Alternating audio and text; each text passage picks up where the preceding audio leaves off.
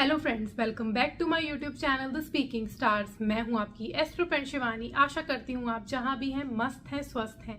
इसी आशा के साथ आज का विषय जिस पे हम बात करने वाले हैं वो है Venus in the 6th house, जिसमें हम जानेंगे जब शुक्र आपके छठे भाव में होता है तो उसका असर आपके ऊपर कैसा पड़ता है। उससे पहले जल्दी से मेरे चैनल को सब्सक्राइब कर दीजिए। आप लाइक, शेयर और कमेंट भी कर सकते हैं। पर्सनली कुंडली रीड करवानी है तो दिए गए नंबर पर आप संपर्क कर सकते हैं। तो चलिए दोस्तों, शुरू करते हैं आज के वीडियो के साथ। वीनस जो कि प्लैनेट होता है लव का, रोमांस का, पैशन का। आपकी लाइफ में जितनी भी हैप्पीनेस होती है वो कहीं ना कहीं वीनस से रिलेटेड होती है। आपकी वाइफ का, अगर आप हस्बैंड है तो आपकी वाइफ का प्लैनेट है, आपकी मैरिड लाइफ का प्लैनेट है। आपका रिलेशनशिप में आपका पर्सपेक्टिव कैसा है, आपको कैसा पार्टनर मिलेगा, आपकी मैरिड लाइफ कैसी रहेगी, ये सब जो है वो वीनस कहीं ना कहीं डिनोट करता है। वीनस जो है वो ब्यूटी का प्लैनेट है। जो भी चीज़ें जो आंखों को अच्छी सुहाती हैं, जो सुंदरता होती है, वो कहीं ना कहीं वीनस रिप्रेजेंट करता है। इंटीरियर डेकोरेशन की बात करें या फैशन डिज़ाइनिंग, ऐसे जो कोर्सेज होते हैं वो कहीं ना कहीं वीनस के अंडर ही आते हैं। वीनस जो है वो आपको स्पिरिचुअलिटी अदर रेल्म में भी ले जाता है, तो वो कहीं ना कहीं स्पिरिचुअलिटी का भी कारक है। आपका पैशन, आपका रोमांस, आपका किस तरीके से आप बिहेव करते हैं, आपका जो फेमिनाइन साइड है वो भी कहीं ना कहीं वीनस डिनोट करता है। वीनस जहाँ भी होता है वहाँ उस हाउस के रिलेटेड आपके मन में जो होता है वो कुछ ना कुछ लव होता है, कुछ ना कुछ पैशन होता है उस हाउस से रिलेटेड चीज़ों के लिए। तो वीनस जो है वो आपकी हर एस्पेक्ट ऑफ लाइफ में कहीं ना कहीं वो टच करता है, आपको कहीं ना कहीं से वो अफेक्ट करता है। जो भी चीज़ें आपको लग्जरी, प्लेजर देती हैं, जो भी चीज़ें जैसे कि कन्वीनियंसेस जो होती हैं लाइफ में, जो भी लग्जरियस आइटम्स होते हैं, वो आपको कहीं ना कहीं आपको कुछ ना कुछ अफेक्ट करते हैं, जो कि वीनस ही डिनोट करता है। तो ऐसा वीनस जब 6th हाउस में आता है, which is the house of रोग, ऋण और शत्रु का हाउस होता है, यानी कि आपके जो भी डिजीजेज हैं, एनिमीज हैं, या आपके ऊपर कोई कर्ज है, वो उससे देखा जाता है। कॉम्पिटिटिव एग्जाम्स, अगर कॉम्पिटिशन में आप बैठ रहे हैं, कॉम्पिटिशन आपका कैसा है, वो डे टू डे एक्टिविटीज़, आपके मैटरनल साइड्स के रिलेशनशिप कैसे हैं, आपका हीलिंग कैपेबिलिटीज़ कहीं ना कहीं वो 6th हाउस डिनोट करता है। आपके पेट्स जो होते हैं, जो आप पेट्स रखते हैं, वो भी आपके 6th हाउस डिनोट करता है। आपके जो वर्कर्स होते हैं आपके अंडर, यानी आपके सर्वेंट्स भी 6th हाउस से कहीं ना कहीं डिनोट करते हैं। तो जो 6th हाउस में जब वीनस जैसा जो कि लव का, जो आपके रोमांस का प्लैनेट है, वो आपके जब 6th हाउस में आता है, तो आपके यहाँ पे सबसे पहले आप देखेंगे एनजीओज में जो काम करते हैं, हीलर्स जो होते हैं, जो कहीं ना कहीं से आपको हीलिंग प्रोफेशंस में होते हैं, जैसे कि नर्सेस, डॉक्टर्स, ऐसे प्रोफेशन में यहाँ पर ज़्यादातर लोग मिलते हैं। वीनस जब आपके 6th हाउस में होता है तो आपका लोगों के प्रति बहुत, आपके जो अंडर काम करते हैं उनके प्रति आपको बहुत प्यार होता है। जो आपके घर में वर्क करने आते हैं, जो आपके घर में मतलब जो स्टाफ होता है, सर्वेंट्स होते हैं, उनके लिए बहुत प्यार होता है। पेट्स के लिए बहुत ज़्यादा इनका मन में होता है कि मतलब बहुत दे लाइक कि उनको, जैसे डॉग्स का आप देखेंगे बहुत ज़्यादा शौक है। जो पालतू जो एनिमल्स होते हैं उनका बहुत ज़्यादा इनको क्रेज़ होता है, उनको उनसे इनका अटैचमेंट बहुत होती है। These are the people who are very attach to maternal relation as well.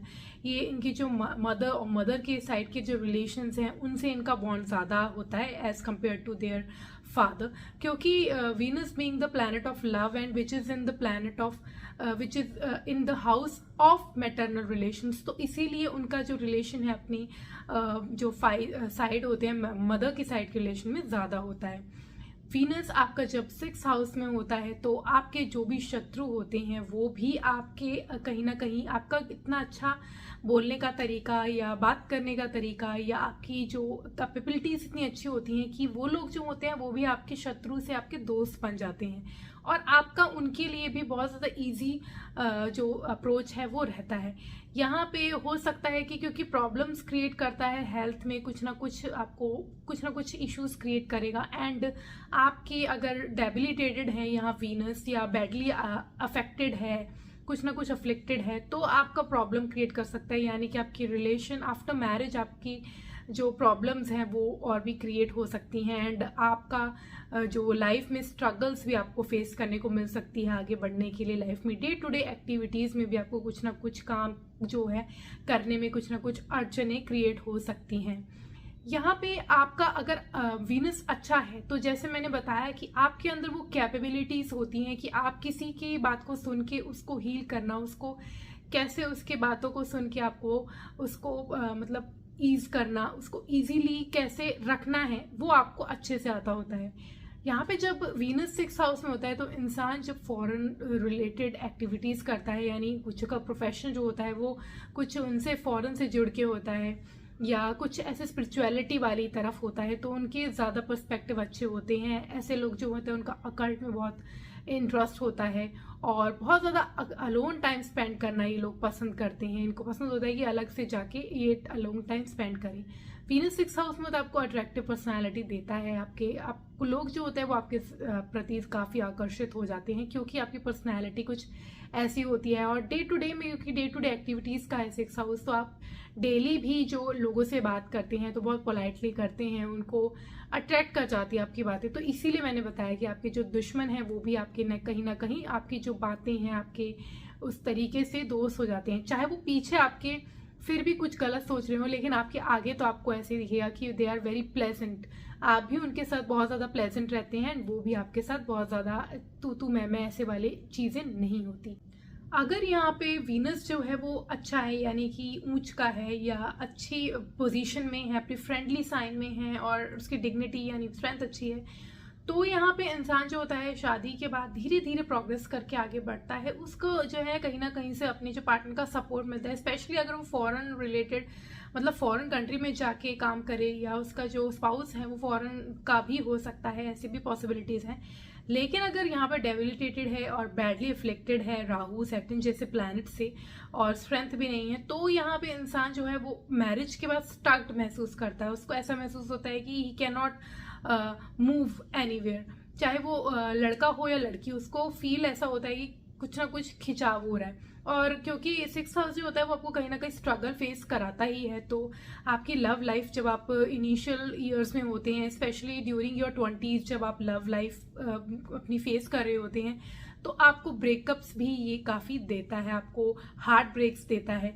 क्योंकि वीनस आपके 6th हाउस में होना कहीं ना कहीं आपको, क्योंकि 6th हाउस जो होता है वो ओरिजिनली आपका डिवोर्सेस का भी होता है। तो जब वीनस जो आपको लव का प्लैनेट आपके 6th हाउस में आएगा तो कहीं ना कहीं वो चीज़ें तो आपको फेस करने को मिलेगी। लेकिन आप देखते हैं कि टाइम के साथ, क्योंकि 6th हाउस उपाच्य हाउस है, जो कि टाइम के साथ साथ जो है वो अच्छा होता है, यानी कि आपके कर्म के हिसाब से आप जब टाइम के साथ बढ़ते हैं तो आपके 30s में आप देखेंगे कि अच्छा रिजल्ट देने लगता है।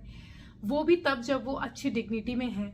अगर वो अच्छी डिग्निटी में नहीं है, बैडली अफ्लिक्टेड है, तो वो आपकी मैरिज में प्रॉब्लम लाता है, आपकी मैरिज होने में प्रॉब्लम लाता है, मैरिज होने के बाद आपकी लाइफ में प्रॉब्लम रहती है, अपने पार्टनर के साथ आपकी बहुत ज़्यादा बनती नहीं है, खिटपिट रहती है। तो ये सब प्रॉब्लम्स फिर ले आता है अगर बैडली अफ्लिक्टेड है।